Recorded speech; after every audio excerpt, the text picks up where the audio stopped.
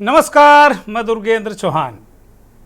बहुप्रतीक्षित वक्फ संशोधन अधिनियम कल दोपहर संसद में पेश कर दिया जाएगा और भारतीय जनता पार्टी की सरकार इसे पेश कर देगी। जेपीसी की रिपोर्ट फरवरी में ही सदन पर रख दी गई थी और उसके बाद तमाम राय मशविरा संशोधन के बाद कल ये पेश कर दिया जाएगा। बीजेपी और कांग्रेस ने लोकसभा और राज्यसभा सांसदों को व्हिप जारी कर दिया है। टीडीपी और सारे जो दल हैं उन्होंने अपने अपने सांसदों को टीडीपी, जेडीयू, सभी पक्ष और विपक्ष के जो पूरे जितने दल हैं एनडीए और इंडिया वाले गठबंधन के, उन्होंने अपने अपने सांसदों को व्हिप जारी कर दिया है। तो केंद्रीय अल्पसंख्यक मामलों के मंत्री किरण रिजिजू ने साफ कर दिया है कि वक्फ संशोधन विधेयक बुधवार को यानी 2 अप्रैल को 12 बजे पेश कर दिया जाएगा। वहीं इस बिल पर विपक्ष लगातार विरोध कर रहा है। केंद्र सरकार के लाए गए बिल में साफ तौर पर कहा गया है कि कानून 2025 से पहले की जो संपत्तियां हैं जो वक्फ के अधीन है वह आगे भी वक्फ की संपत्तियां रहेंगी अगर उन पर किसी तरह का कोई विवाद ना रहा तो, और जो कोर्ट में विवाद चल रहा है वो उन पर भी कोई दखल नहीं होगा। लेकिन इसके बाद की संपत्तियों पर ये कानून लागू होगा। देश भर में तमाम विरोध प्रदर्शनों के बीच एनडीए सरकार ने इस बिल को लोकसभा में पेश करने की तैयारी पूरी कर ली है। जेपी नड्डा, भारतीय जनता पार्टी के राष्ट्रीय अध्यक्ष, उनके घर पर एक बैठक में कल के सदन की रणनीति बनी और कुल मिलाकर इस संशोधित बिल को पहले ही कैबिनेट मंजूरी दे चुकी है। अब मसला ये है कि ये बिल किसके लिए फ़ायदेमंद है, किसके लिए नुकसान है। आंकड़ों के लिहाज से विधेयक पारित कराने के लिए एनडीए दलों के पास पर्याप्त बहुमत है। जेडीयू और टीडीपी के सुझाव भी स्वीकार कर लिए हैं। दोनों दलों ने एक तरीके से घोषणा कर दी है कि वो सरकार के पक्ष में वोट करेंगे। रामविलास पासवान की जो पार्टी है, उनके बेटे हैं चिराग पासवान, वो पहले से ही एनडीए के पक्ष में बात कर चुके हैं कि वो इस बिल के पक्ष में रहेंगे। और तेजस्वी यादव ने उन्हें धिक्कारा है कि गोधरा कांड के बाद रामविलास पासवान ने सरकार से इस्तीफा दे दिया था और तुमने घुटने टेक दिए। तो पक्ष विपक्ष के नेताओं में नोक-झोंक के बीच ये बिल पास होने की पूरी संभावनाएं नज़र आ रही हैं। लेकिन इससे फ़ायदा किसको होगा, बात राजनीतिक फ़ायदे की है कि इसको राजनीतिक फ़ायदा किसको होगा, किसको नुकसान होगा, ये बड़ा महत्वपूर्ण है। क्योंकि बिहार में चुनाव हैं और उन चुनावों को लेकर नीतीश कुमार की टेंशन है, क्योंकि मुस्लिम वोट अच्छा खासा नीतीश कुमार को मिलता है। इसी तरीके से टीडीपी को भी वहाँ आंध्र प्रदेश में मुसलमानों को वोट मिला है, लेकिन अभी वहाँ आंध्र प्रदेश में चुनाव नहीं है, इसलिए टीडीपी को तो बहुत तत्कालिक नुकसान नहीं नज़र आ रहा। लेकिन अगर इसमें नुकसान हुआ तो सबसे ज़्यादा नुकसान जेडीयू को झेलना पड़ सकता है इन चुनावों में। और जेडीयू पहले ही काफ़ी सिकुड़ी हुई पार्टी बिहार में है और बीजेपी के आगे वो एक तरीके से नतमस्तक वाली स्थिति में है संख्या बल के आधार पर। नीतीश कुमार के लिए बड़ी राजनीतिक चुनौती होगी। बहुत सारे लोग अभी भी कह रहे हैं कि नीतीश कुमार कुछ भी कर सकते हैं, लेकिन मुझे इसकी कम उम्मीद लग रही है, क्योंकि नीतीश कुमार बहुत सारी बातें अब पहली वाली उनमें रही नहीं। तो इस पर जो रार है अब बड़ी रार थी वो धीरे धीरे सिमटती नज़र आ रही है। लेकिन राजनीतिक फ़ायदा किसको है, मंथन में आज इसी पर चर्चा।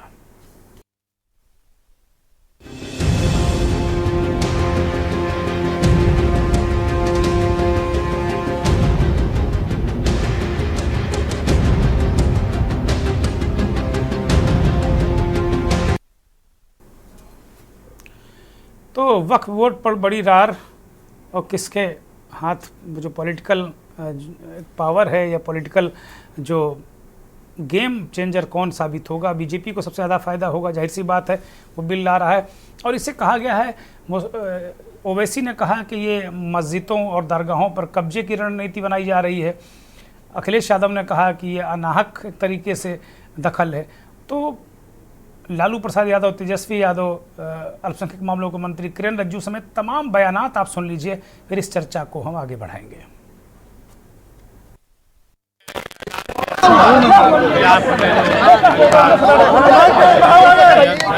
सफल नहीं होने देंगे। अरे भाई विरोध सब लोग कर रहे हैं, आप लोग क्या एक ही चीज घुमा के पूछ रहे हैं? एक तो आवाज तुम्हारी ठीक से नहीं आ रही।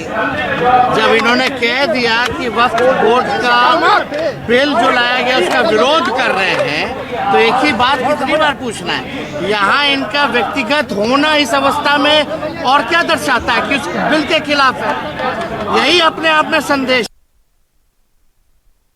देखिए, वक्फ अमेंडमेंट बिल को लेकर के कुछ ग्रुप है, खास करके कुछ पॉलिटिकल पार्टीज के लोग और कुछ संगठन है, गिने चुने कुछ संगठन है, वो लोग समाज को गुमराह करने का कोशिश कर रहा है। मैं बहुत साफ साफ तौर पर कहना चाहता हूं कि झूठ ना बोले और वक्फ बिल में जो प्रावधान है उसको अच्छी तरह से पढ़ के फिर उसके बाद में तर्क रख करके अपना बात को बोलने से अच्छा है।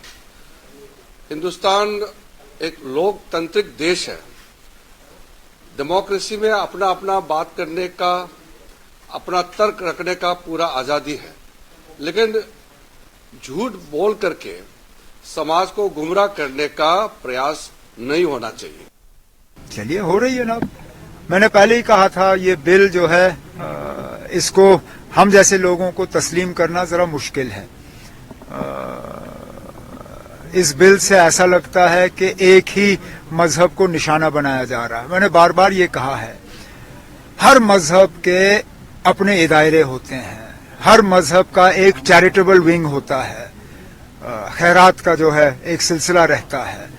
हमारे यहाँ जब खैरात का होता है तो वो वक्फ के जरिए हम करते हैं, और उन वक्फ को इस तरह निशाना बनाना ये अफसोस की बात है, क्योंकि ऐसा लगता है कि सिर्फ हमारा ही एक जो खैरात का सिलसिला है उसके खिलाफ कार्रवाई की जा रही है। बेहतर होता कि ना ही हो। अब पार्लियामेंट तक है, हम कभी इस बिल का जो है हम इसकी हिमायत कर नहीं सकते।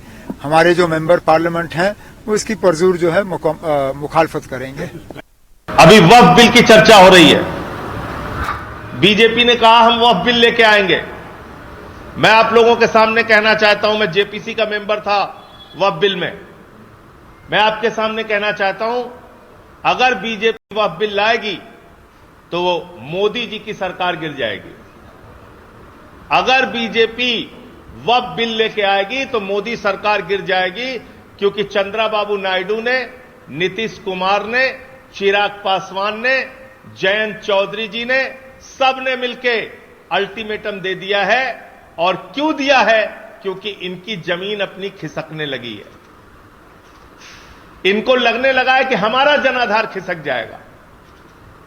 वो चाहे नायडू जी हो, चाहे नीतीश जी हो, चाहे चिराग जी हो, चाहे जयंत जी हो, इनको सबको लगने लगा है कि हमारा तो मामला गड़बड़ हो जाएगा। इसलिए ये वक्फ बिल अगर मोदी सरकार लेके आई तो मोदी की सरकार गिर जाएगी। उनसे ये सारे लोग समर्थन वापस लेंगे। ये मैं वक्फ जो बिल लेकर के आ रही है, भारतीय जनता पार्टी का इतिहास जिस तरह के फैसले लिए अगर हम देखें, उससे कहीं न कहीं जो परिणाम भारतीय जनता पार्टी चाहती थी वो नहीं आए। भारतीय जनता पार्टी का हर फैसला वोट के लिए, अपने लोगों को खुश करने के लिए। ये वक्फ बिल के खिलाफ समाजवादी पार्टी है, पहले भी थी, आगे भी रहेगी। जिस तरह के संशोधन भारतीय जनता पार्टी कर रही है वो पूरा कंट्रोल अपने पास चाहते हैं। विरोध और समर्थन ये डेमोक्रेसी का एक पार्ट है। सहमति असहमति भी डेमोक्रेसी का एक पार्ट है। कोई कॉन्स्टिट्यूशन तरीके से, संवैधानिक तरीके से अगर कोई प्रोटेस्ट करता है तो करे तो कोई दिक्कत नहीं है। लेकिन जहां तक वक्फ का मेरा मानना ही है कि वक्फ में अमेंडमेंट की जरूरत है। देखिए, वक्फ का मतलब ये कतई ये नहीं है कि लोग साल के बाद ऐसे फिरका परस्त लोग खड़े हो जाएंगे कि हमारी कोई जगह महफूज नहीं रहेगी। आप सोचिए, अगर मक्का मस्जिद के बारे में भी हम लोगों से डॉक्यूमेंट मांगे जाएं, क्या हम लोग दे सकते हैं? आप ही के शहर में सैकड़ों मस्जिदें हैं। क्या हर मस्जिद के लिए जो मुद्दतों से मस्जिद के तौर पर इस्तेमाल हो रही है, क्या कागजी सबूत मौजूद है? मुल्क भर में या खुद हमारी रियासत में जो सैकड़ों कब्रिस्तान हैं, क्या आप उनके लिए दस्तावेजी सबूत फराहम कर सकते हैं? तो नतीजा ये होगा कि इन तमाम चीज़ों को गवर्नमेंट अपने कब्जे में लेने की कोशिश करेगी। अभी आपने सुना 3,500 मस्जिदों पर वीएसपी वालों ने दावा कर रखा है कि यह मस्जिद नहीं है, यह मंदिर थी। उस पर जबरदस्ती मस्जिद बनाया गया है, जो बिल्कुल झूठ है। लेकिन अभी उनको कहने के लिए कोई बुनियाद नहीं। कल वो कहेंगे कि अच्छा आप इसको मस्जिद कहते हैं, लाइए इसका दस्तावेज लाइए। तो आप अंदाजा कीजिए कि कितना ज्यादा नुकसान पहुंचेगा। हमारी तमाम मस्जिदें, मदरसे, कब्रिस्तान, दरगाहें सब के सब खतरे में पड़ जाएंगे। दूसरा पहलू,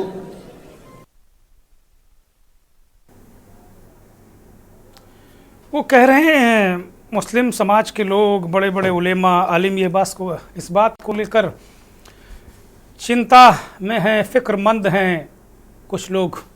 वो कह रहे हैं कि भाई हमारी मस्जिदें, हमारे कब्रिस्तान, हमारी दरगाहें छीनने की कोशिश है। और यही बात ओवैसी साहब भी कह रहे हैं उस मंच पे ओवैसी से जिस पर ये हज़रत ये बयान फरमा रहे थे। तो ऐसा क्यों कर रही है? अखिलेश यादव कह रहे हैं कि चूंकि अपेक्षित परिणाम बीजेपी को लगने लगा है कि जो चुनाव हुए हैं उनमें बेसिक तौर पर जो चुनाव हुए हैं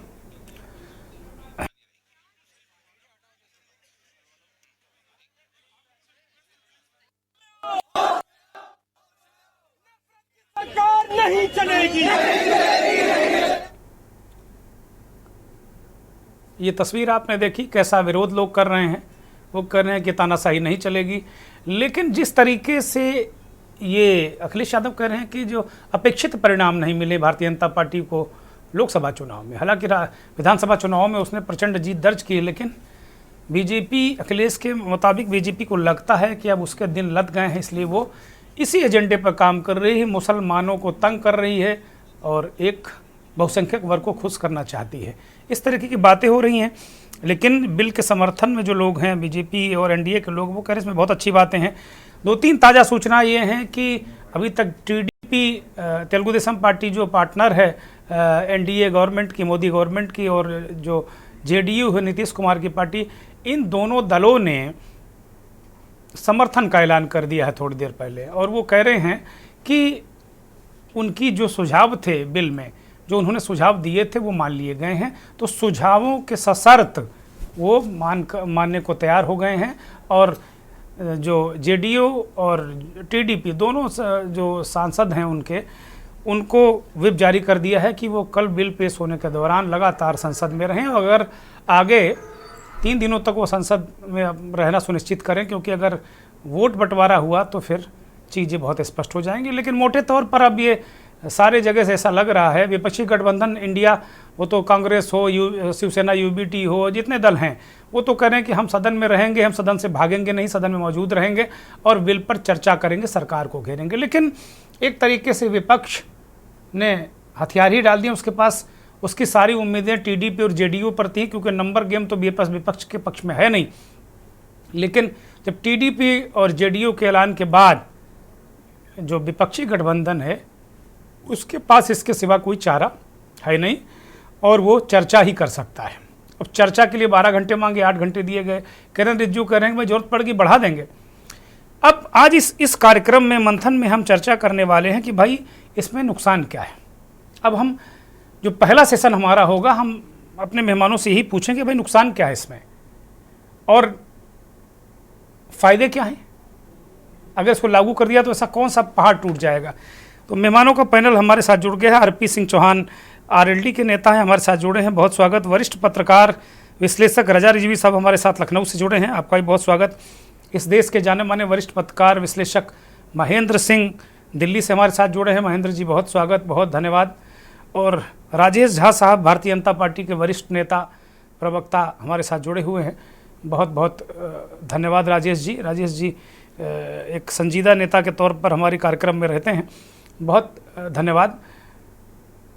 मेरा सीधे सवाल राजेश जी से ही है कि राजेश जी, इसमें आप जो विपक्ष है या जो मुस्लिम संगठन है वो कह रहे हैं कि आप लोगों ने जो ये बिल कल लाने जा रही सरकार, इसमें सैकड़ों कब्रिस्तानों, मस्जिदों, मदरसों, दरगाहों, इन पर एक तरीके से सरकार का नियंत्रण हो जाएगा। और दूसरी बात वो कह रहे हैं कि 3500 ऐसी मस्जिदें हैं जिन पर विश्व हिंदू परिषद की निगाह है। विश्व हिंदू परिषद उन्हें मंदिर बता रही है। मौलाना आलिम इस बात को लेकर फिक्रमंद हैं कि कल ये कहा जाएगा कि इनके कागज़ लाओ, तो वो कह रहे हैं कागज़ तो मक्का वाली मस्जिद के भी नहीं हैं, तो इनके कागज़ कहाँ से वो दे पाएंगे। इस तरीके का माहौल क्यों बनना है राजेश जी, अगर बिल इतना ही अच्छा है तो? दुर्गेंद्र जी नमस्कार, और सभी जितने भी हमारे साथी यहाँ पर है सभी को नमस्कार। देखिए, कोई भी तरह का पैनिक सिचुएशन नहीं है और किसी भी तरह की बात नहीं है, हड़बड़ाने की कोई बात नहीं। ये जो बिल है जिसके वजह से भारत के अंदर जो भूमि है, जो जमीन है, वो यहाँ से लेके किसी को नहीं जाना है। भारत का जो जमीन है वो भारत का ही जमीन है और भारत का ही रहेगा। लेकिन सवाल ये उठता है कि इसके विभाजन, इसके अधिकार, इसके संरचना किस तरीके से हुआ और आज वो किस स्थिति में है। आज पूरे देश की जो जमीन है, रेलवे और कैथोलिक चर्च के बाद जो सबसे ज्यादा हिस्सा है वो वक्फ बोर्ड के पास है पूरे देश में। और आज की जो स्टेटस है, लगभग 8 लाख एकड़ से ज्यादा जमीन वो वक्फ बोर्ड के पास है।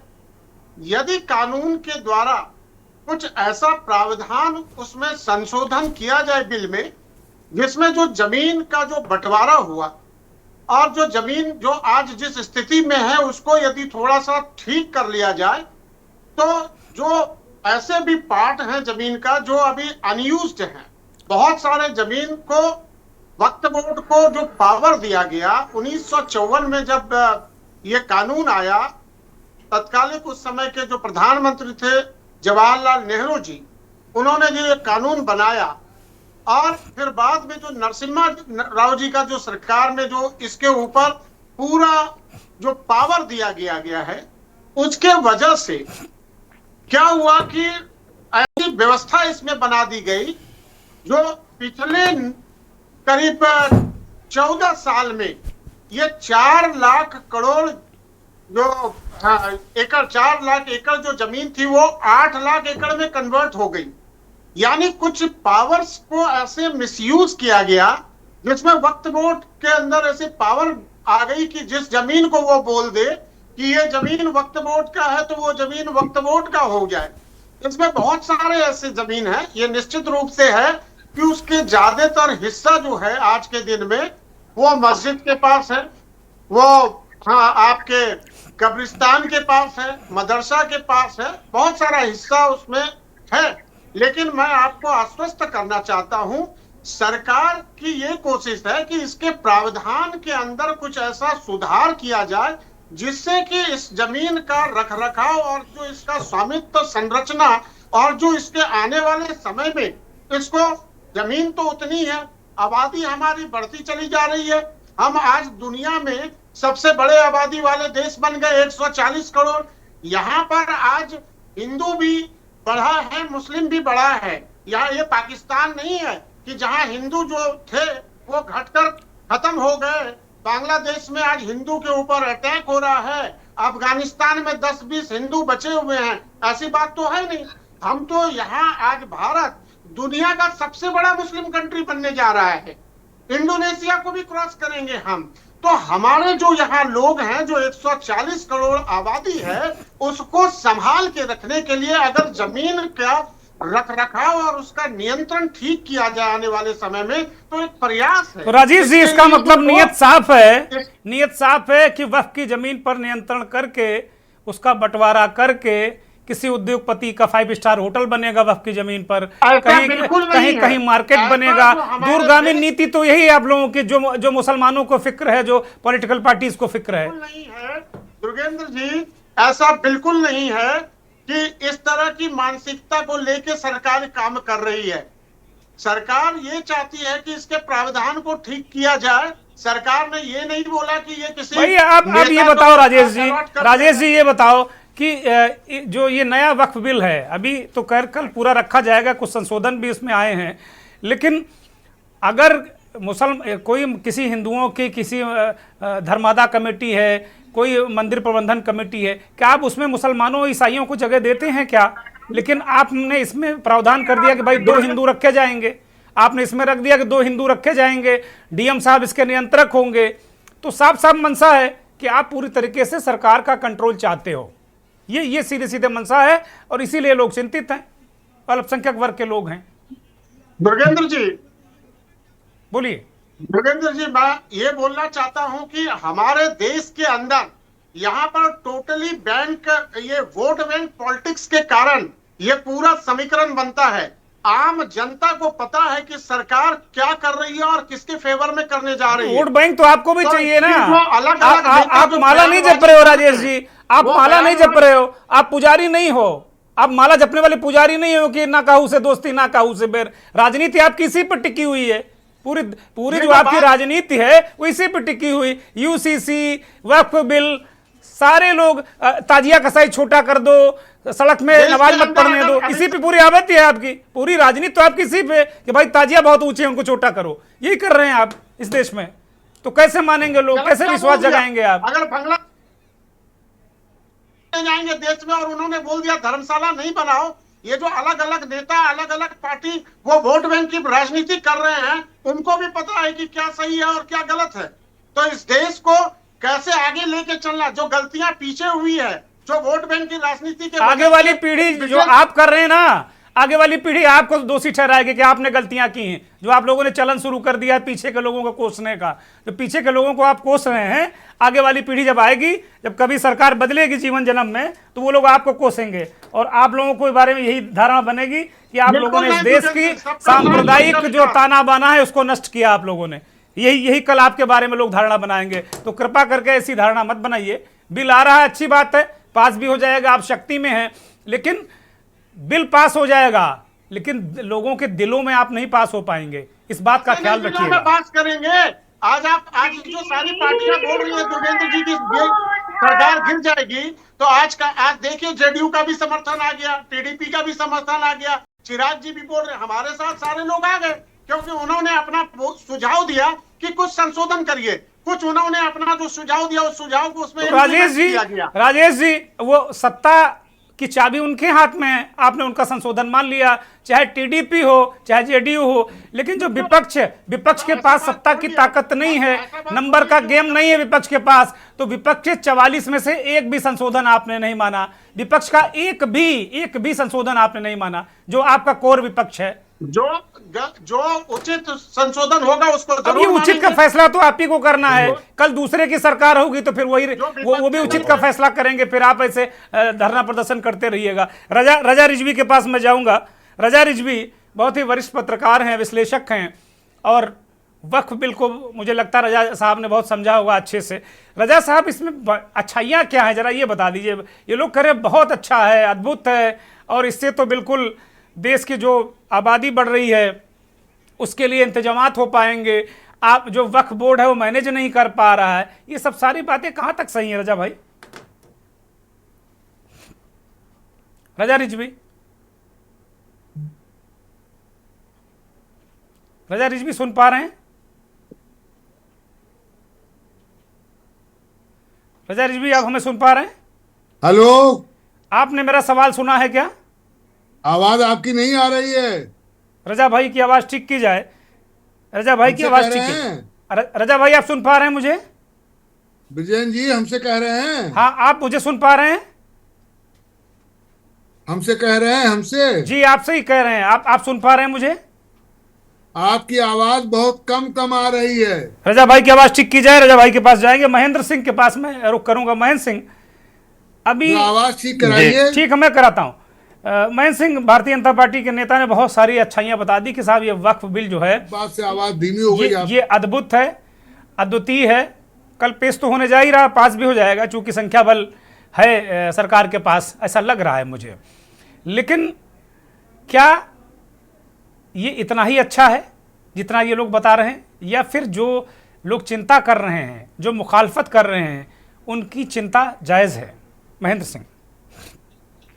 जी दुर्गेन जी, पास तो हो जाएगा क्योंकि निश्चित तौर पर राजनीतिक तौर पर पूरा बंदोबस्त कर लिया गया है, लेकिन जो समस्याएं या जिसको लेकर के लोगों में चिंताएं हैं वो मंशा को लेकर के है, और कि क्या वाकई में सुधार के लिए ये बिल लाया जा रहा है या फिर जो संपत्तियां हैं उन पर नजर है।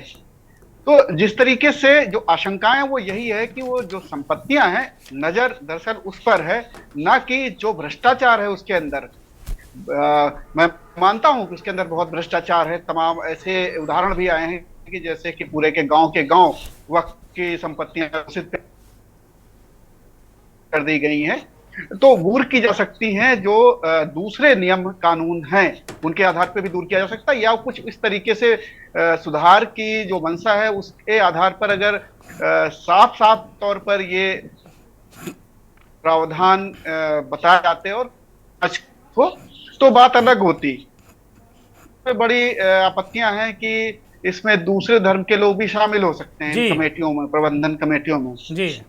तो ये कहीं से ठीक बात समझ में नहीं आती है, क्योंकि फिर जितने भी धार्मिक किसी दूसरे धर्म के संगठन हैं उनमें भी फिर मुस्लिम या ईसाई या दूसरे समाज के लोग शामिल होने चाहिए। तो वो वहां पर फिर जगह नहीं है दूसरे समाज के लोगों को, दूसरे धर्म के लोगों को। हम तो कह रहे हैं भाई बद्रीनाथ केदारनाथ जो कमेटियां हैं उनमें मुसलमानों को शामिल करो, क्यों नहीं कर रहे हो, क्या दिक्कत है? बिल्कुल, और तमाम जितने भी मंदिर कमेटियां हैं, सबसे पहला तो अयोध्या भी अगर शामिल कर लेते तो एक दिखाया जाता, क्योंकि भगवान राम तो सबके हैं। हाँ। तो लेकिन वहां पर तो नहीं शामिल किया ऐसे धर्म के लोगों को, कि वहां पर तो बहुत सारी और चीजें हैं कि हिंदू धर्म की तमाम उन जातियों को भी नहीं शामिल किया गया है जिनका वहां पर होना चाहिए। महिलाएं नहीं शामिल हैं, जबकि इसमें कहा जा रहा है कि महिलाओं को आएगी। तो अगर करना है तो मेरा मानना है कि वक्फ बोर्ड नहीं, फिर एक सभी धर्मों के बोर्ड के लेकर के एक नियम, धार्मिक बोर्ड होना चाहिए या संपत्तियों का धार्मिक संपत्तियों का बोर्ड होना चाहिए। बिल्कुल, हाँ, कोई भी धर्म भारत की धरती पर है उसको लेकर के एक नियम हो, एक जैसा नियम हो, और उस मास्टर रूल के आधार पर ही बाकी सारे रूल स्टेट्स अपना बना लें, जैसा कि तमाम जगहों पे होता भी। तमाम जो नियम कानून सरकार उसी के आधार पर फिर राज्य सरकारें अपना बना लेती हैं। तो वो उस तरीके का अगर कुछ लेके आते तो शायद ये विवाद नहीं होता, लेकिन ये विवाद इसीलिए हो रहा है कि इसमें सुधार के नाम पर बहुत सारी ऐसी आशंकाएं हैं जिसको लेकर के, और वो वाजिब आशंकाएं हैं कि क्या हमारे धार्मिक मामलों में सरकार दखलंदाजी करना चाह रही है क्या? और वो लग रहा है कि दखलंदाजी करना चाह रही है, कि क्योंकि जिस तरीके से बयान आ रहे हैं तमाम संपत्तियों को लेकर। महेंद्र सिंह, बीजेपी के ज्यादातर नेता कहते हैं कि ये तो धार्मिक मामला ही नहीं, धर्म कहाँ है इसमें? संपत्तियां हैं, वक्फ बोर्ड है, इसमें सब तमाम अनियमितताएं, धर्म कहाँ है? ये भी सवाल उठाते हैं वो। वक्फ अपने आप में ही धर्म है, क्योंकि वो उसी धर्म के लोग उनको संपत्तियों को दान करते हैं, धर्म के लिए दान करते हैं। कि चलिए, जैसे अपने हिंदू धर्म में होता है, बहुत सारे लोग धर्मशालाएं आते हैं, बहुत सारे लोग पंखा, कूलर, एसी दान करते हैं, जमीनें दान करते हैं, तमाम चीजें दान करते हैं। और वक्फ तो उस तरीके से आया कि जब मुगल सल्तनत थी या उसके पहले भी थी, मुगल सल्तनत से इसकी अगर शुरुआत कर ले तो नवाब लोग दान कर देते थे तमाम जगह, तो वहां से शुरुआत हुई। फिर आम जो धनाढ्य लोग हैं वो दान कर देते थे धार्मिक कार्यों के लिए। तो निश्चित तौर पे धर्म का ही मामला है, ये कोई निजी संपत्तियां नहीं किसी की, और वो उसमें कोई निजी तौर पे अपना कुछ नहीं कर सकता। जो बोर्ड भी है, हाँ, ये अलग है, भ्रष्टाचार है, वो भ्रष्टाचार कम करने के लिए तो लॉ एंड ऑर्डर की तमाम धाराएं अलग हैं। भ्रष्टाचार कहाँ नहीं है महेंद्र जी, भ्रष्टाचार कहाँ नहीं है? आप देख लो किस धर्म की जो इस तरह की संस्थाओं में भ्रष्टाचार नहीं है। बिल्कुल, इवन यहाँ आप देखिए, जब अयोध्या में राम मंदिर बन रहा था तो वहां भी जो संपत्तियां खरीदी गई, जमीनें खरीदी गई और तमाम चीजें, उसमें भी भ्रष्टाचार के बहुत सारे मामले आए थे कि किस तरीके से क्या हुआ। तो भ्रष्टाचार तो अलग, उसको तो टैकल करने के लिए, डील करने के लिए भारत के संविधान में, नियम कानूनों में, आईपीसी में, सब में प्रावधान है, वो अलग मामला है। तो लेकिन लगता नहीं है कि उसको ठीक करना है, लग ये रहा है कि दखलंदाजी करनी है। और वही सबसे जो बेजा बात लग रही है, वही लग रही है कि क्या धार्मिक मामलों में हस्तक्षेप करने की एक ये सोची समझी रणनीति है, राजनीति है। क्योंकि अगर ठीक करना होता तो फिर सबको लिया जाता है, सभी धर्मों में। हिंदू धर्म के तमाम ऐसे बोर्ड हैं जिनमें बहुत दिक्कतें हैं, घनघोर भ्रष्टाचार है, घनघोर भ्रष्टाचार है। तो वो कहाँ उस तरीके की चीजें हुई। इवन शंकराचार्य जी केदारनाथ का जो मंदिर बना था जिसमें सोना लगा था, मैं जुड़ गया हूँ, मेरी आवाज पहुंच रही है कि नहीं? रजा भाई तसल्ली रखिए, मैं आपको लूंगा। नहीं हुई तो उसकी जांच भी नहीं, वो लाखों करोड़ों का वो सोना कहाँ गायब हो गया पता नहीं। तो भ्रष्टाचार के बहुत सारे मामले खुल के आ जाते हैं और बहुत सारे नहीं आ पाते तमाम संपत्तियों पे, इवन सरकारी ठीक है महेंद्र जी, मैं आपको रोक रहा हूँ, एक ब्रेक का वक्त हो गया है, मुझे ब्रेक पर जाने का संकेत मिल रहा है, मैं एक ब्रेक पर जाऊंगा।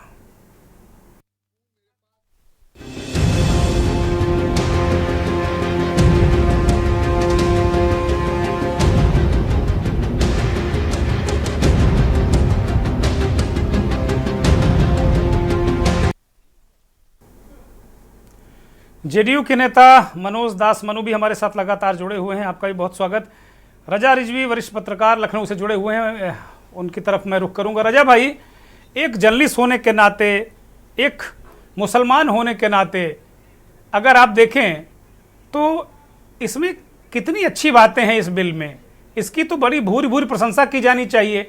लेकिन मुस्लिम समाज के लोग और विपक्ष के लोग ये इसकी निंदा कर रहे हैं, कह रहे हैं भाई ये तो मुसलमानों के जो संपत्तियां हैं वक्फ बोर्ड की, उन पर एक तरीके से गिद्ध दृष्टि वाली बात है। अब तमाम मुस्लिम नेता, तमाम मुस्लिम संगठन, आलिम, मौलाना इस बात को लेकर फिक्रमंद हैं। वो कह रहे हैं कि भाई हमारी 3500 मस्जिदों पर विश्व हिंदू परिषद की नज़र है, ये उसी की भूमिका बनाई जा रही है। और वो कह रहे हैं कागजात तो मक्का मस्जिद के भी नहीं हमारे पास, तो बड़ी मुश्किल हो जाएगी। रजा भाई देखिए दुर्गेन्द्र चौहान जी, मैं सभी वक्फ बोर्ड के जितनी भी मस्जिदें हैं, खानकाहें हैं, मज़ारे हैं, इमामबाड़े हैं, मैं उनसे बड़े अदब से पूछना चाहता हूं कि वक्फ बोर्ड के गठन के बाद से आज तक मुसलमानों की तरक्की में क्या योगदान दिया है? वक्फ बोर्ड ने आज तक कितनी गरीब बच्चियों की शादियां कराई? वक्फ बोर्ड ने आज तक कितने गरीब यतीम मिस्कीन बच्चों को तालीम दिलाई? वक्फ बोर्ड ने आज तक कितने बेघरों को घर दिए? वक्फ बोर्ड की संपत्ति पर वक्फ माफियाओं से वक्फ की संपत्ति को मुक्त कराने के लिए वक्फ बोर्ड ने क्या कदम उठाया? वक्फ बोर्ड ने आज तक सालाना खर्च और आमदनी का ब्यौरा सार्वजनिक क्यों नहीं किया? प्रावधान होने के बावजूद वक्फ ने आज तक अपनी कमेटी में महिलाओं को जगह क्यों नहीं दिया? हर जगह वक्फ की अपनी दुकानों का किराया सिर्फ 20-50 रुपए है, आखिर क्यों नहीं बढ़ा? जब वक्फ की संपत्ति पर अल्लाह के अलावा किसी का अधिकार नहीं, तो वक्फ माफियाओं का अधिकार कैसे? तो ये मैं उनसे पूछना चाहता हूँ सवाल, इस सवाल का वो जवाब दें बड़े अदब से कि भाई क्यों नहीं होता है। और केंद्र सरकार जो वक्फ का बिल लाया है संशोधन के लिए, तो मुसलमानों के अंदर वहम फैलाया जा रहा है, जिससे मुस्लिम समाज इंतहाई गुमराही का शिकार हो रहा है। और जिसका असर ये हो रहा है कि आज छोटे छोटे मुस्लिम बच्चे भी QR कोड को लेकर वक्फ संशोधन विधेयक का विरोध कर रहे हैं। हर छोटे लोगों को बताया जा रहा है कि साहब अगर वक्फ संशोधन हो गया तो 2024 जो आया तो मुसलमानों की मस्जिद, कब्रस्तान, दरगाह, ईदगाह सब छीन लिया जाएगा। हालांकि वक्फ संशोधन विधेयक में ऐसा कहीं नहीं लिखा है, पढ़ें ठीक से, कि छीन लिया जाएगा। जबकि वक्फ संशोधन में लिखा है अगर वक्फ बोर्ड अच्छे तरीके से समाज के लिए काम करेगा तो सरकार 500 करोड़ तक वक्फ बोर्ड पर खर्च करने के लिए तैयार है। लेकिन एक चीज जरा से, मैं हमारे दोस्त जो राजेश जी कह रहे थे अभी बैठे कि साहब वो पूरे देश के अंदर फलाना का सबसे पहले जमीन है, फिर फलाना का जमीन है सेकंड नंबर पे, और थर्ड नंबर पर जो है पूरी जमीन जो है वो वक्फ बोर्ड के पास है। ये शब्द जो आता है ना, तो इस शब्द को मुसलमान चेतता है कि ये क्यों कहा जा रहा है। अरे पूरा नरेटिव रजा भाई मीडिया का पूरा नरेटिव इसी बात पर है। जो वक्फ बोर्ड की जमीन है उसके बराबर कोलालमपुर है, उसके बराबर मलेशिया है, उसके बराबर ये है। कल से 10 दिन से 15 दिन से पूरा टीवी, पूरा मीडिया, इस देश के बहुत बड़े बड़े पत्रकार यही बात सिद्ध करने पर तुले हैं कि जो वक्फ की जमीनें हैं वो लूटी हुई हैं, वो महमूद गजनबी लूट कर लाया था। यही तो इस देश का मीडिया बना रहा है, इस देश के मीडिया ने यही नैरेटिव बनाया है। लोग जो वक्फ पे जिनका कब्जा है, जो बोर्डों पे जो मुतवल्ली बने हुए हैं, उनको ये रहता है कि ये इतनी जमीन की क्यों बात की जा रही, क्या मतलब हमारी जो जमीनें हैं वो कुछ खींच ली जाएगी क्या, कि कम कर दी जाएगी, ये डर है। आपको क्या लग रहा है, नहीं खींची जाएंगी? रजा रिजवी, नहीं, आपको लग रहा नहीं खींची जाएंगी? आपको लग रहा है क्या उद्योगपति का माल नहीं बनेगा उसमें? क्या किसी उद्योगपति का बाजार उसमें नहीं बनेगा? आप मुतमईन हैं तरीके से? देखिए, वक्फ की जमीन जो है वो दुर्गेंद्र जी फी सबीलिल्लाह है। फी सबीलिल्लाह, फी सबीलिल्लाह का मतलब होता है अल्लाह के वास्ते। जो आदमी उसको दान बहुत करता चीजें है, इस देश में अल्लाह और भगवान के वास्ते हैं, लेकिन उसमें कौन कौन लोग बैठे हैं आपको अच्छी तरह पता है रजा भाई। आप तो बड़े पढ़े हुए कढ़े हुए पत्रकार हैं, आप पढ़े पत्रकार हैं, आप जानते हैं। वक्फ की जमीनें बेची जा रही हैं, वक्फ की जमीनें उनको दिया जा रहा है कि जिनको नहीं देना चाहिए। वक्फ की जमीनों पे माल बन रहे हैं। वक्फ की जमीनों पे आप बताइए, जिसका किराया 100 रुपया है, जिस दुकान 10 रुपया है, आज तक बहुत से दुकान जो बने हुए मज़ारों में, दरगाहों में, आप समझिए ईदगाहों में, उसका किराया अभी भी जो है 10 रुपया है। अरे तो 50 रुपया है। अगर पुरानी दुकानें हैं, मैं जानता हूं, मेरी दुकान खुद ही 25 रुपया में है, लेकिन वक्फ की संपत्ति नहीं है। मेरे परिवार की एक दुकान है कानपुर शहर में, और वो उसका किराया 25 रुपया है, लेकिन वक्फ की संपत्ति नहीं है, किसी मकान मालिक की संपत्ति है। जो पुराना किराया तो ऐसे ही चलता था ना। आज आप बैठ के कह देंगे कि ये 100 करोड़ की संपत्ति है और साहब इसमें हम वो करेंगे, ये तो 2G घोटाला हो गया कि साहब 2G में स्पेक्ट्रम इतने का था, इतने को होता, पता चला घोटाला कुछ था ही नहीं। तो ये तो ये लोग डर क्यों रहे हैं, परेशान क्यों हो रहे हैं? मुसलमानों को क्यों नहीं लगना चाहिए भाई? मुसलमानों से कहा जा रहा है भाई ताजिया का साइज छोटा कर लो, सड़क पर नमाज मत करो, वक्फ भी अब डीएम साहब देखेंगे, उसमें 2 हिंदू मेंबर भी होंगे। तो क्या रजा रिजवी को बद्रीनाथ केदारनाथ की जो कमेटी है या जो रामलला की कमेटी है अयोध्या की, उसमें रजा रिजवी को जगह मिलेगी क्या? बताइए, इसका जवाब दीजिए। नमाज का पढ़ने का मैं आपको बता दूं, ये जो मुख्यमंत्री योगी आदित्यनाथ ने कहा है, मैं आपको इस्लामी नजरिए से बता रहा हूं। किसी भी मुसलमान की नमाज गजबी जमीन पर जायज नहीं है। कोई आदमी अगर सड़क पे नमाज पढ़ रहा है तो अगर वो नगर निगम की है, वो इशू नहीं है, मैंने रेफरेंस दे दिया, वो तो ठीक है, मान लिया। योगी जी ने कम से कम, अगर ग्राम समाज की जमीन पे मस्जिद से बाहर कोई नमाज पढ़ रहा है, नगर निगम की जमीन पे पढ़ रहा है, नगर पालिका की जमीन पे पढ़ रहा, तो वो परमिशन ले तब वो नमाज पढ़े। सड़क पे नमाज, ये तो बड़ी अच्छी बात है। योगी जी ने करेक्ट कर दिया मुसलमानों को। अभी तक जो वो पाप कर रहे थे, अभी तक जो वो पाप कर रहे थे, उसको करेक्ट कर दिया योगी जी ने। बहुत अच्छी बात है। पढ़िए, देखिए ईद की नमाज, मैं खुद बता रहा हूं, ईद की नमाज में डिबेट नहीं कर रहा हूं आज मैं ईद की नमाज में डिबेट नहीं कर रहा हूं। 3 बार भीड़ ज्यादा होती है हमारे यहाँ। नमाज का टाइम 10 बजे था, 10 बजे पूरे आदमी नहीं आ पाए। जब 11 बजे एक नमाज खत्म हो गई, उसी इमामबाड़े के अंदर, उसी मस्जिद के अंदर फिर नमाज पढ़ाई गई। किससे किसको फायदा हो जाएगा? मुसलमानों का कितना बड़ा फायदा हो जाएगा, ये बता दो आप हमको। किस चीज से? वक्फ बिल से।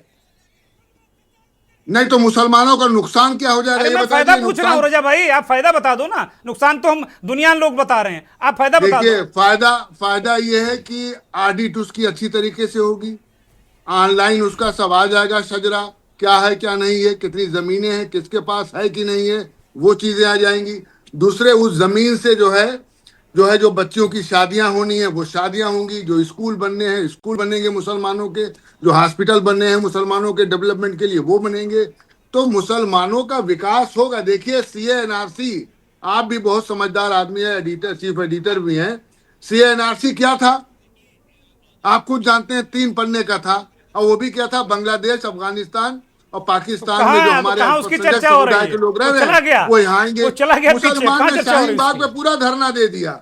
चर्चा कहाँ हो रही है? कोई मुसलमान निकाला गया? अब उसकी चर्चा नहीं हो रही। मैं आपको बताना चाहता हूँ, जब मैं प्रेस काउंसिल ऑफ इंडिया का मेंबर था, मैं इलाहाबाद में मीटिंग करके रुदौली आया। रुदौली मेरी मौसी मरी हुई थी, तो उनको मैं ताजियत के लिए आया, तो मेरी खुद आप समझिए खालाजाद बहन ने कहा, अरे भैया बड़ा गजब हो गया। मैं क्या कहीं, अरे हम लोग यहाँ से निकाल दिए जाएंगे, हम लोग का बड़ा गजब हो गया।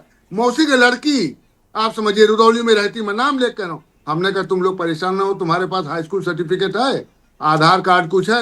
अरे कहीं भैया आधार कार्ड दूंगा तो फाड़ के फेंक देंगे वो, अरे हम लोग को निकाल दिया जाएगा। अरे हमने कहा चिंता ना करो, कोई निकाले। मतलब इतना भर दिया था, कि रजा मेरी साहब खालाजाद बहन कह रही वक्फ थी कि बिल को अमिताभ लेकर निकाला गुमराह गया। किया जा रहा है, ये आप कहना चाह रहे हैं?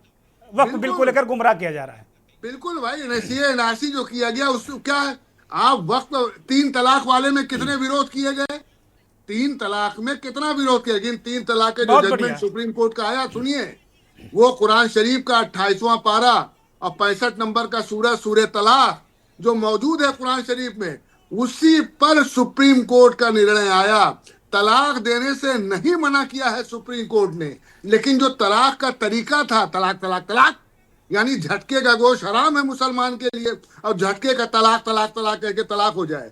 जो तलाक का तरीका है, 1 महीने में सीगा कहिए, दूसरे महीने में सीगा कहिए, तीसरे महीने में सीगा कहिए, हो सकता है चलिए दिलदार चलिए, रिश्तेदार से अब बड़ी ये पिता के विषयांतर हो रहा, मैं इसी वक्त पर आता नहीं, हूं। रजा विषयांतर साहब, नहीं हो रहा, वो जुड़ा वही है। मैं आ रहा हूं। बिल्कुल। अब क्या आप 3 दूसरे तलाक का लोगों को विरोध लेते हैं करेंगे, चर्चा में। एनआरसी का विरोध करेंगे, आप फिर वक्त का विरोध करेंगे, और बाद में आपका सब अच्छा फायदा हो जाएगा।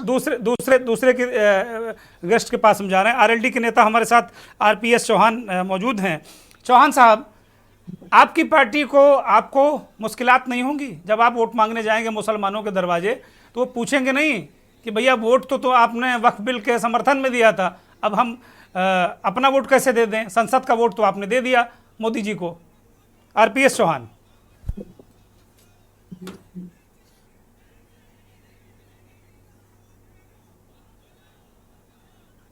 आरपी सिंह चौहान, आप सुन पा रहे हैं? आवाज आ रही है? आवाज आ रही है? हाँ, बोलिए बोलिए। आवाज आ रही है आपको? बोलिए। दुर्गेन्द्र जी, ऐसा है, हम लोग चौधरी चरण सिंह की विचारधारा को मानने वाले लोग, इससे पहले भी देश में तमाम सुधार हुए।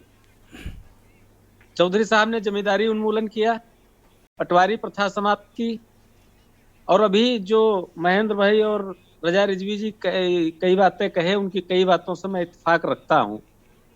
आप अगर देखेंगे देश के लार्जर जो सुधार हुए हैं, उन सुधारों में समय समय पर जब भी कोई रिफॉर्म आता है तो 2 पक्ष होते हैं। एक पक्ष के लोग उसका समर्थन करते हैं, दूसरे पक्ष के लोग उसका विरोध करते हैं। लेकिन विरोध की प्रासंगिकता क्या है और सुधार के फायदे क्या हैं, ये तो फ्लोट पर तय होता है। चूंकि विधि निर्माण की जो सर्वोच्च संस्था है वो हमारी संसद है, और उस पर डिस्कशन के बाद ही कोई कानून बनता है। तो कानून की एक प्रक्रिया है। अगर निश्चित तौर से वक्त में कोई सुधार की जरूरत है, उसकी परिसंपत्तियों के संचालन में कोई प्रबंधन में, मैनेजमेंट में सुधार की जरूरत है, और सरकार उस दिशा में पहल कर रही है, तो मुझको नहीं लगता कि इसमें किसी को कोई समस्या होनी चाहिए। ये जरूर है कि अगर कोई किसी के साथ, आप देखिए हमारी पार्टी का जो कल्चर है, जो हमारे आज के वर्तमान के नेता हैं माननीय चौधरी जयंत सिंह जी, जब कभी भी लगता है कि हमारे देश के अल्पसंख्यक भाइयों के साथ कोई, उनके हितों के साथ कोई छेड़छाड़ हो रही, कोई भेदभाव हो रहा है, तो समय समय पर वो अपनी आवाज उठाते रहते हैं। हम किसान एकता की बात करते हैं, हम भाईचारा की बात करते हैं, हम भाईचारा जिंदाबाद, किसान एकता जिंदाबाद का नारा देकर के कार्यक्रम भी करते हैं। तो यही हमारी मजबूती है, और यही इन्हीं मुद्दों पर हम जनता के बीच जाते हैं, जनादेश मिलता है, और हमको आने वाले दिनों में भी इन्हीं मुद्दों को लेकर के जाना है। हमको लगता है कि वो सुधार चाहे जिस दिशा में हो, अभी ट्रिपल तलाक की बात आई, बाद में लोगों ने उसको एक्सेप्ट किया। किसान बिल क्यों भूल जाते हैं चौहान साहब? किसान बिल क्यों भूल जाते हैं कि मनमाने तरीके से किसान बिल लागू किए गए, कि 3 कानून पास किए गए, बाद में प्रधानमंत्री को माफी मांगनी पड़ी, 3 बिल वापस लिए। दुर्गेन्द्र जी, मैं आपकी ही बात को कोट कर रहा हूं। किसान बिल को लेकर के कौन सी पार्टी थी जो मुखर होकर के किसानों के साथ खड़ी थी? सारे लोग खड़े थे। जब राकेश टिकैत जी के लग रहा था एकदम से किसान आंदोलन उखड़ जाएगा, तो कौन पार्टी आई जो किसानों के साथ खड़ी हुई? हमारी प्रतिबद्धता किसानों के साथ है, हमारी प्रतिबद्धता इस देश के एक एक नागरिक के साथ है। हम किसी के साथ भी अगर अन्याय होता है, भेदभाव होता है, तो हम उसकी मुखालफत करते हैं, उसका विरोध करते हैं, उसको कंडेम करते हैं, उसकी निंदा करते हैं। लेकिन कपोल कल्पित बातों में कि ऐसा हो जाएगा तो बड़ा दुखद हो जाएगा, बड़ा लोगों के हक मार लिए जाएंगे। जब कभी किसी का हक लूटा जाएगा, हक मारा जाएगा, तो राष्ट्रीय लोकदल का नेतृत्व, राष्ट्रीय लोकदल का एक एक कार्यकर्ता जिसके साथ ना इंसाफी हो। ठीक है। मैं जेडीयू के नेता मनोज मनु को चर्चा में शामिल करता हूँ। थैंक यू चौहान साहब, लड़ने का काम करेंगे। लगातार बने रहिए आप। आरपी सिंह चौहान, आप बने रहिए, धन्यवाद। मनोज मनु की तरफ रुख करेंगे। मनोज मनु, बड़ा असमंजस था कि भाई नीतीश कुमार क्या करेंगे, उनके संशोधन मानेंगे कि नहीं मानेंगे, बहुत सारी चर्चाएं मीडिया में आ रही हैं, बहुत सारी चीज़ें इस तरह हो रही थी। लेकिन अंततः ये हुआ कि नहीं, नीतीश कुमार और उनकी पार्टी, जैसे टीडीपी ने समर्थन दिया है पूरी तरीके से, सरकार में हैं ही आप लोग, उसी तरीके से वक्फ बिल के समर्थन में आप लोग वोट करेंगे। कुछ संशोधन आप लोगों के माने गए हैं जो आप लोगों ने दिए होंगे, पता नहीं, वो मुझे नहीं पता क्या संशोधन है। लेकिन बिहार का चुनाव है और जिस तरीके का नैरेटिव सेट हो रहा है, विपक्षी सेट कर रहा है, मैं मान रहा हूँ कि विपक्ष नैरेटिव सेट कर रहा है कि बहुत खराब बिल है, मुस्लिम विरोधी है, आपको मुश्किलें नहीं आएंगी, नुकसान नहीं होगा चुनाव में आपको? मनोज मनु अनम्यूट करिए, हम सुन नहीं पा रहे हैं मनोज जी।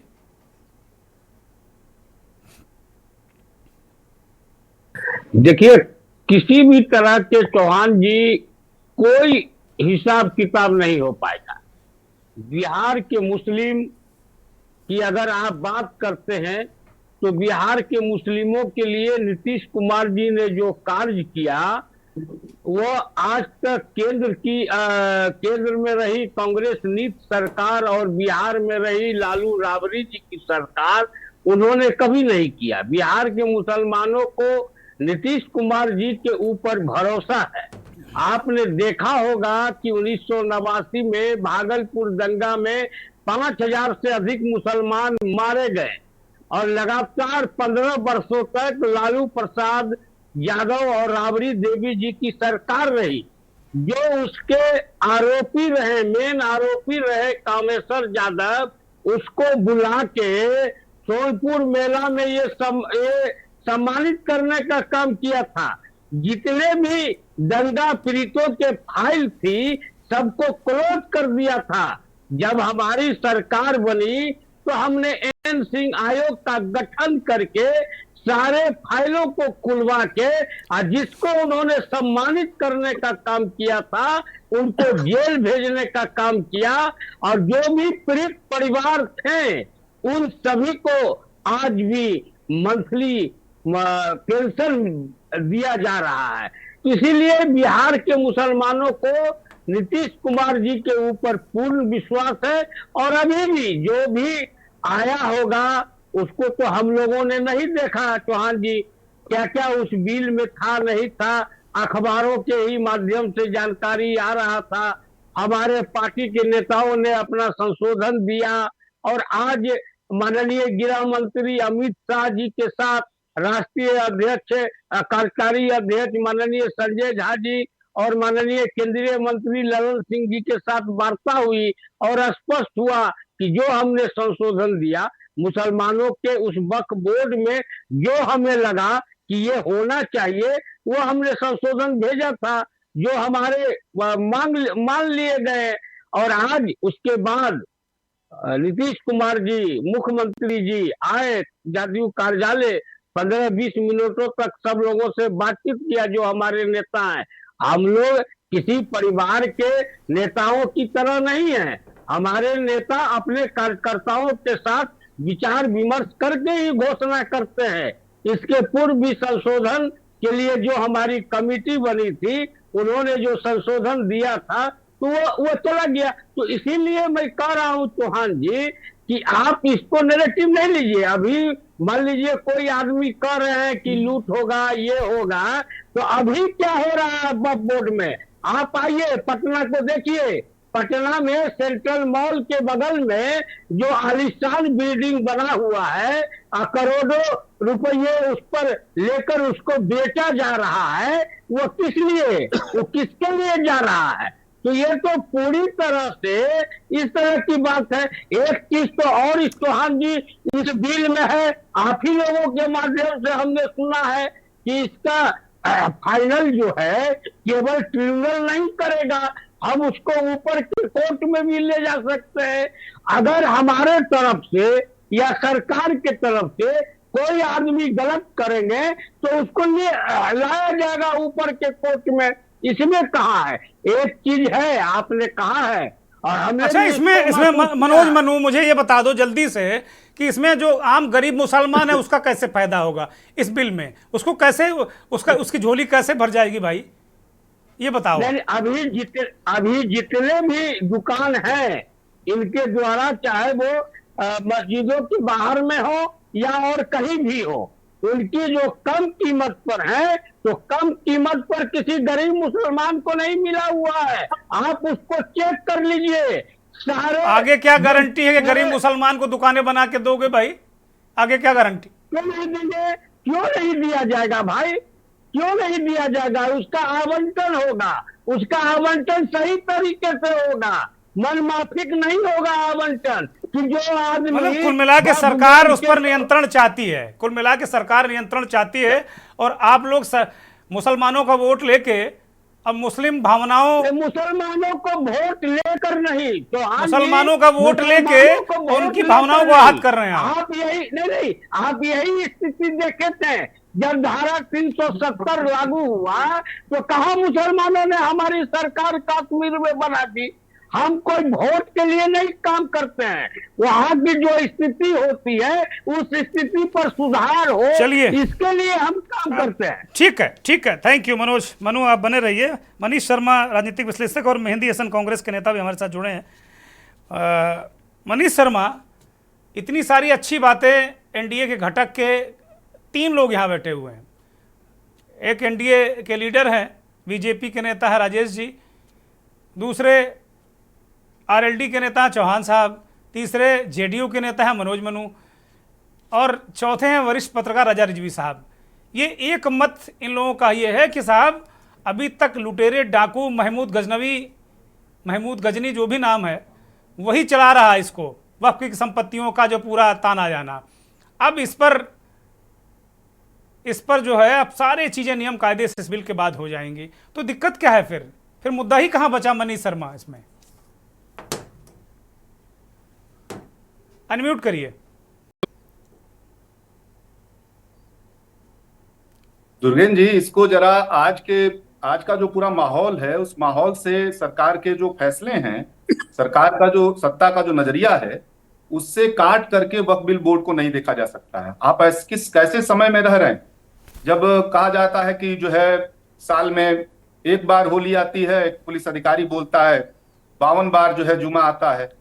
जब कहा जाता है कि सड़क पे नमाज पढ़ोगे तो पासपोर्ट छीन लूंगा, ड्राइविंग लाइसेंस खत्म कर दूंगा। जब कहा जा रहा है कि छत पे कोई नमाज पढ़ता हुआ नहीं दिखना चाहिए। आप समझिए कि इस दौर में अभी रामनवमी शुरू हुई है और 9 दिनों के लिए कई शहरों में नॉनवेज खाने को प्रतिबंधित कर दिया गया। आप इसका एक उदाहरण बनारस भी है, जहां ये 9 दिनों के लिए प्रतिबंधित कर दिया गया। आप देख रहे हैं कि हर मस्जिद में, उत्तर प्रदेश के हर मस्जिद में और तमाम महाराष्ट्र के मस्जिदों में जो है मंदिर तलाशे जा रहे हैं। कहीं बहराइच किया जा रहा है, कहीं संभल किया जा रहा है। नहीं, मुसलमानों ने कहा है मनीष, आप अगर मथुरा निशाने पे है मनीष, मुसलमानों के नेताओं ने कहा कि 3500 मस्जिदें हैं जिन पर बीएचपी की नजर है। अभी हमने इसी कार्यक्रम में बाइट चलाई है एक आलिम की। जी, आप सत्ता का जो हमला है उसकी भयावहता को जब आप सोचेंगे तो पहले तब वहां से आप वक्फ बोर्ड बिल को भी आपको देखना होगा। एक तो हमको लगता है कि इस पूरे माहौल से काट करके आप समझ लीजिए कि एक तरह से जर्मनी की तरह एक अघोषित गैस चेंबर तैयार किया जा रहा है, उनका हास्यकरण करने की, उनको बेहद अलगाव में डालने की और उनके आर्थिक और सामाजिक तौर से उनको निशाने पर लेने की जो एक जबरदस्त कोशिश है। खास करके आप देख रहे हैं कि इस दौर में यूपी उसका मॉडल बन रहा है। वहां से आपको देखना होगा वक्फ बोर्ड को। अब जरा वक्फ बोर्ड पे भी जब आएंगे आप, तो ये कौन सी बात हो गई? देखिए, मैं वहां कितना भ्रष्टाचार हो रहा है, कितना क्या हो रहा है, ये सवाल नहीं है। सवाल ये है कि वक्फ बोर्ड की जो कमेटी नई बनने जा रही है, उस कमेटी में किसी गैर धार्मिक दूसरे धर्म के लोगों को क्यों रख रहे हैं आप? ये बात तो ये नहीं समझ में आ रहा है। और दूसरी बात, उसमें यहां तक कहा गया है कि 2 सदस्य रहेंगे और 2 सदस्य ऐसे के अलावे उस कमेटी के सीईओ भी बन सकते हैं, मतलब उसके चीफ बन सकते हैं किसी दूसरे धर्म के लोग। क्या ये ये सरकार की हिम्मत है किसी हिंदू मंदिर की, हिंदू मामले की कमेटी में कहीं सब रख लेने की? आप अगर इस बात को देखिए कि डीएम को अधिकार दे दिया गया है। डीएम किसका प्रतिनिधि होता है? डीएम मुख्यमंत्री का एक तरह से प्रतिनिधि होता है। डीएम को अधिकार दे दिया गया है कि हर वक्फ बोर्ड को जो है वो जांच कर सकता है। तीसरा बात इसमें कहा जा रहा है कि वक्फ बोर्ड को, जो भी वक्फ बोर्ड घोषित होगा, उसका उसी मजिस्ट्रेट के यहां जाकर रजिस्ट्रेशन कराना होगा और वो डीएम चेक करेगा कि उसमें सही है कि क्या है। तो ये किसको आप इसके जरिए सरकार के हाथ में कंट्रोल आप दे रहे हैं और दूसरी तरफ आप उसमें जो है दूसरे धर्म के लोगों को कंट्रोल दे रहे हैं। सवाल गलत और सही का नहीं है, सवाल यह है कि सरकार उसको क्यों कंट्रोल करेगी और दूसरे धर्म के लोग उसको क्यों कंट्रोल करेंगे? ये बड़ा सवाल है, इसको हम लोगों को समझना चाहिए। तीसरी बात मैं आपसे कह रहा हूं, ये जो सहयोगी दल हैं उसके 3 सुझाव हमको मिले हैं। उसमें एक जो सुझाव है कि भाई इसके जद में पुराने मंदिरों 25 से पहले के मामलों को न लाया जाए। माने सहयोगी दल ने, नीतीश कुमार जी ने, टीडीपी ने और जो भी सहयोगी 2 बड़े दल हैं, उन्होंने ये सुझाव दिया है कि पुराने मामले को इसमें नहीं लाया जाना चाहिए। जब से ये कानून लागू हो रहा है तब से ये लागू होना चाहिए। यानी कि वो कह रहे हैं कि डीएम को बने रहने दीजिए, वो कह रहे हैं कि दूसरे धर्म के लोगों को उसमें बने रहने दीजिए। यानी कि वो कह रहे हैं कि 25 के बाद जो लूटपाट सरकार अपने कंट्रोल जितना करना चाहती है, जिसको लेना चाहती है सरकार, वो करती रहे। तो इस सुझाव का उस बिल पे क्या असर पड़ेगा? ये सुझाव तो मतलब बिना नकदंत विहीन सुझाव बना। तो इससे मैं आपको यह भी कहना चाहता हूं कि इसके समग्र जो इसका पूरा दिशा, इस बिल का, इस समग्र बिल की दिशा मुसलमानों को निशाना बनाना है, उनकी संपत्ति को निशाना बनाना है, उनके अस्तित्व पे हमला करना है। यहां से इसको अगर आप देखेंगे, और उसमें नीतीश कुमार, टीडीपी, बीजेपी के खुलकर के सहयोग में खड़े दिखते हैं। तो मुझको तो ये लग रहा है कि ये वक्फ बिल नहीं है, वक्फ को बर्बाद करने वाला, वक्फ को लूटने वाला बिल साबित होने जा रहा है। ठीक है मनीष, अब मेरे पास चूंकि बहुत 1-1.5 मिनट का वक्त है। मेहंदी हसन कांग्रेस के नेता हैं। मेहंदी हसन, कांग्रेस के बारे में कहा जा रहा है कि भाई ये सब 54 में नेहरू जी ने सब इसको बनाया, फिर नरसिम्हा राव साहब ने असीमित अधिकार दिए, तो फिर 4 लाख एकड़ के बजाय फिर 8 लाख एकड़ हो गया। तो आप लोगों ने जो ये कुल मिलाकर बीज बोया, जो गड़बड़ियाँ आप लोगों ने शुरू की, उसको वो ठीक करना चाह रहे हैं। तो आप लोग चीख रहे हैं, चिल्ला रहे हैं, आपके लोग तमाम इसके जद में आएंगे। मेहंदी हसन, अनम्यूट करिए।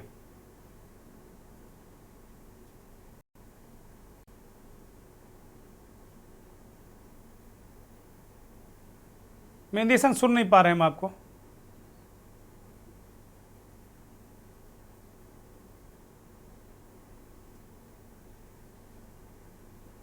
मेहंदी हसन की ऑडियो मुझे मिल नहीं रही है। राजेश झा की तरफ रुक करेंगे। राजेश जी, बहुत जल्दी में 10 सेकेंड में मनीष शर्मा ने कुछ सवाल उठाए हैं। वो कह रहे हैं कि भाई आई आवाज? हाँ बोलिए, जल्दी से बोलिए, जल्दी बोलिए। जी मैं बोलूं? हाँ बोलिए भाई, जल्दी से। ये आप देख रहे हैं पूरे देश में, अगर कांग्रेस ने कुछ भी गलत किया होता तो पूरे जिस तरह से आज विरोध हो रहा पूरे देश में, इस तरह का विरोध पहले ही शुरू हो जाना चाहिए था। कांग्रेस ने वक्फ बोर्ड को मजबूती दी, और ये वक्फ बोर्ड इसलिए बना कि जो लोग जिनके पास बहुत ज्यादा संपत्ति थी या प्रॉपर्टी थी, उन्हीं ने क्योंकि समझते थे कि कहीं उनकी औलादे या जो बच्चे हैं वो कहीं गलत इसका इस्तेमाल ना करें, तो उन्हें वक्फ में दर्ज करा के, ताकि जो जरूरतमंद है उनकी मदद की जा सके। और ये कोई बिजनेस नहीं, लेकिन जिस तरह से कानून लेके आए हैं, क्योंकि वक्फ बोर्ड के अधीन जितने भी रिलेटेड मतलब जो मुस्लिम समुदाय के लोग, तो उनको लाना चाहिए, जो धर्म गुरु है उनको लाना चाहिए, जो संभ्रांत लोग हैं मुस्लिम कम्युनिटी के उनको लाना है। लेकिन आज आप देखते हैं जिस तरह से भाई साहब ने कहा कि सही बात है कि अगर कोई भी हिंदू ट्रस्ट हो, हिंदू कोई भी किसी भी तरह की संस्था हो, उसके अंदर दूसरी कम्युनिटी के आदमी को इन्वॉल्व नहीं करेंगे। लेकिन ये बोर्ड का जो बिल ये लेकर जबरदस्ती का है, थोप रहे हैं, देश को इन्हीं ने बांटने का प्रयास किया। नथिंग टू शो, कोई बात इनको दिखाने लायक कुछ है नहीं। ये जितने भी दल हैं, ये सिर्फ चाहे नीतीश कुमार जी की पार्टी है, सिर्फ और सिर्फ वोट की राजनीति कर रहे हैं। लेकिन आज पूरे देश में हाहाकार मचा है। आप देख रहे हैं पूरे देश में विरोध प्रदर्शन शुरू हो गए हैं, और हमें लग रहा है पूरा विश्वास है पूरे देश को ये बांटना चाहते हैं, देश को टुकड़े करना चाहते हैं। लेकिन कांग्रेस पार्टी ने हमेशा देश को मजबूती दी है। कांग्रेस ने देश को आगे ले जाने का काम, सबको सम्मान देने का बात की है। Thank you